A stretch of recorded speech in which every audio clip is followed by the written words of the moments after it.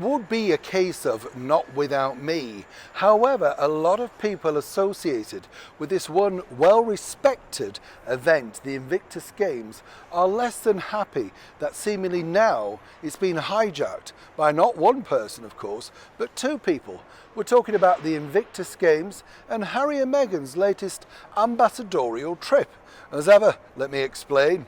Morning, how are you? Nice to see you today on a very lovely, brisk, windy day here in London town. By the way, I know a lot of people were asking me about the phone situation. It's always good to share, isn't it? As I said, got my phone pickpocketed at a tube station in London. Nanosecond it went. And the bottom line is, let me tell you, as long as you cancel everything, don't expect to get your phone back because let me tell you, the police are not bothered.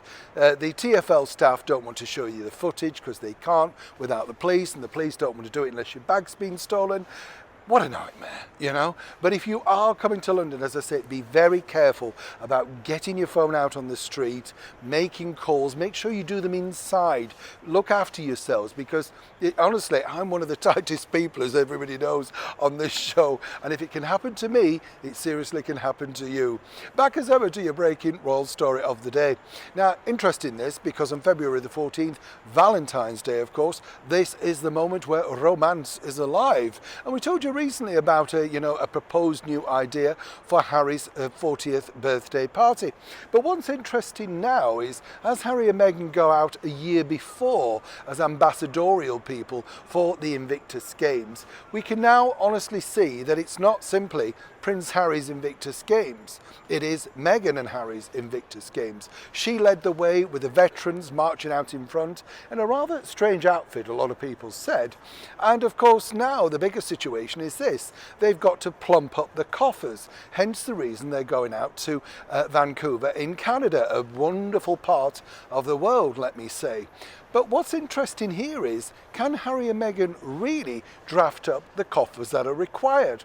In this very difficult period of charity donations, one of the problems that Archewell and Meghan and Harry independently have is it's been viewed that they literally only work 1 hour a week on said charities. That came out on their tax documents. So now, of course, Harry believes, along with the rest of their team who are obviously on the payroll and think that the only way forward is Canada will welcome, embrace them as a duo together, then they believe that Meghan Markle in tow with Prince Harry, adding a little bit of glitz and glamour, may of course open the charity coffers. More importantly, they're teasing the rumour that when they do finally have the games in 2025, that literally Prince Archie at least would be in tow. Not sure about Lily. You can understand why Harry would like his children there, or indeed his eldest son. There's no plans to take them on February the 14th, even though their brand new team have suggested this would be a way to maybe endure people to perhaps invest more in this very much struggling Invictus Games. You agree that it's now no longer Harry's Invictus Games, but seemingly Harry and Meghan's Invictus Games. And how do you feel that Prince William, who donated a substantial amount of money from, of course, the money awarded to him from News UK and his litigation case, feels about that? Neil Sean in the very heart of London.